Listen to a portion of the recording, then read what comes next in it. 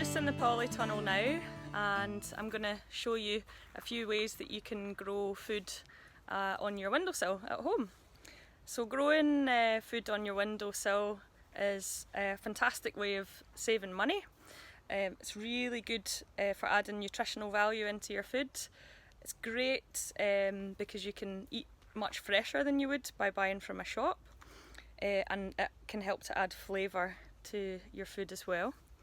So I'll get started and show you a few ways that you can do that.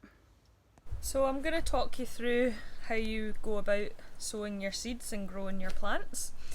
So first you're going to need a bag of multi-purpose compost, or your own compost that you've made if you've got that in place, a trowel, and some water in a spray bottle, a container to put things in, and obviously your seeds as well. So you want to, at the bottom of your container, it's useful to put some small stones or broken bits of crockery or pots to help with the drainage, and then you want to use your compost to fill the container up. So you want to add enough compost until it comes almost right to the top of the container, the top of the window box,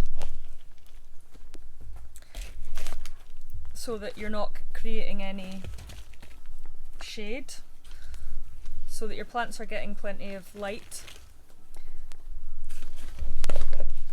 because plants need light to grow. That's how they make their food.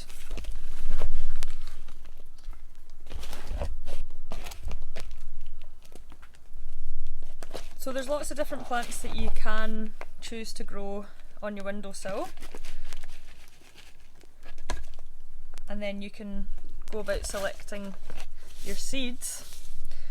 So some plants that work quite well are culinary herbs like basil, coriander, parsley, marjoram, and it's great to have these on your windowsill because they're really handy to add into your cooking, and especially if it's a kitchen windowsill. And other things that are good to grow would be things like spring onions or salad plants, spinach, because none of these need like a really deep soil to grow in, so they're quite happy growing in a shallow window box or small container. And nasturtiums are really good to grow as well because they have beautiful flowers, and the flowers and the leaves are edible, and they also have medicinal properties too. Strawberries can also work quite well, but because they're perennial you do have to feed them a bit, so you should take that into consideration when you're choosing your plants.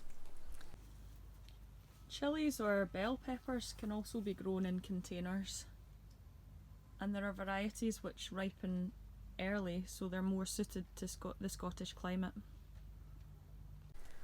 So in this window box we're going to grow some basil. We're going to sow some basil seed, and we're going to sow some parsley, so we're doing a mixed batch today. A lot of the seeds that you can buy will have instructions on the packet of how to grow them successfully. So with basil, for example, because the seeds are quite small, we just want to be sowing a layer quite close to the surface of the soil, and then so we'll just sow a few here.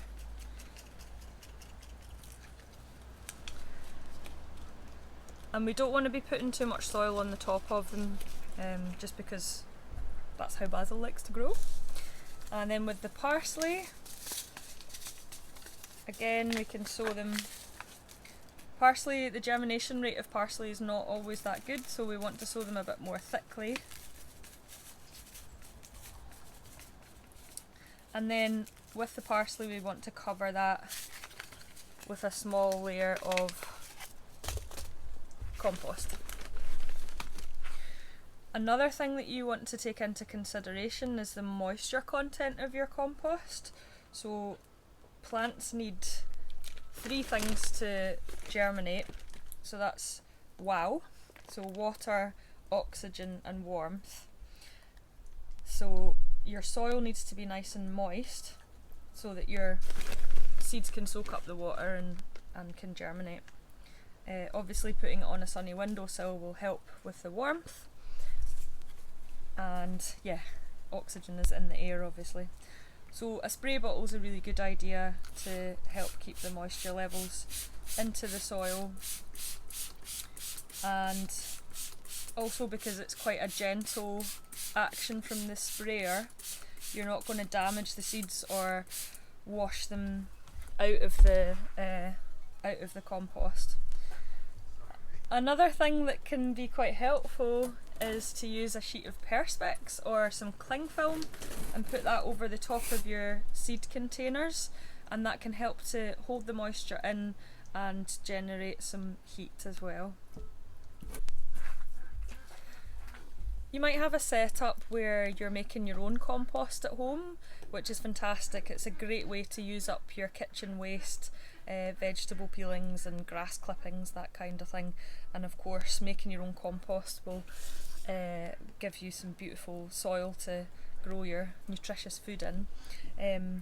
But if you don't, you can buy some multi-purpose compost, or if you don't have a lot of space to be making compost, or you don't have a garden and a compost heap, you can actually look into getting a wormery, which you can operate from inside your house, so you don't have to have a big messy compost heap. Worm compost you can use as a liquid plant food.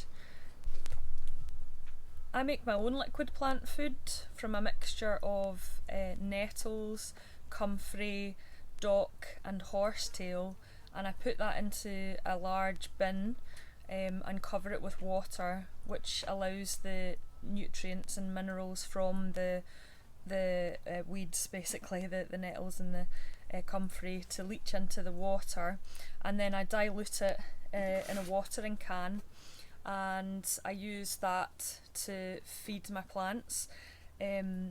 Commercial compost, multi-purpose compost, usually feeds plants for about 4 to 6 weeks. So if you're growing for longer than that, then you probably want to think about some kind of a plant food.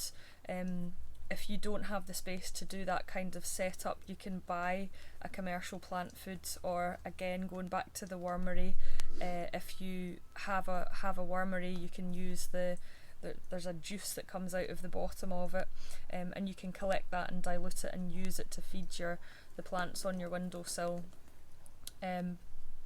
If you don't want to do any of those things, then you can just buy a commercial organic plant food from a garden centre, so something like this Miracle Grow compound, organic compound, will be absolutely fine.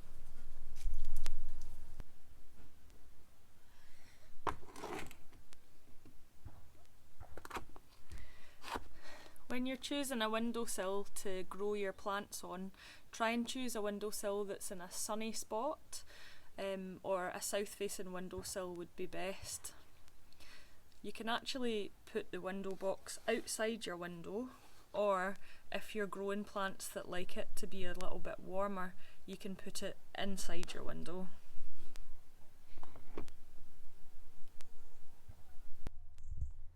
When you harvest your basil, it's best to pick the top shoots so that it allows the side shoots to develop.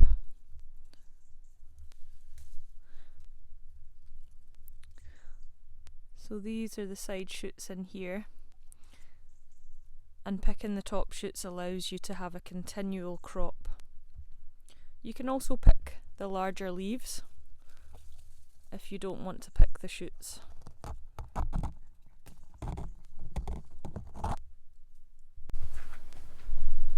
You might find that you've grown quite a lot of one certain variety of plants, and that you've got a glut of it. So something like basil, if you get a really good harvest of basil, you could make a pesto with it. Pesto is a great way to use up lots of greenery if you've got too much of it, and I'm just going to share a basil pesto recipe with you. To make this pesto, you'll need a couple of large handfuls of basil or other greens, some toasted nuts, a dash of olive oil and some grated hard cheese if you want. It's really simple to make. You just mix all the ingredients together in a blender and then spoon it into jars. Cover it with a layer of olive oil and it'll keep in the fridge for a month or two. Hope I've managed to give you some useful tips today to get you started on growing on your own windowsill, and hopefully soon you'll be producing lots of tasty things that you can add into your food.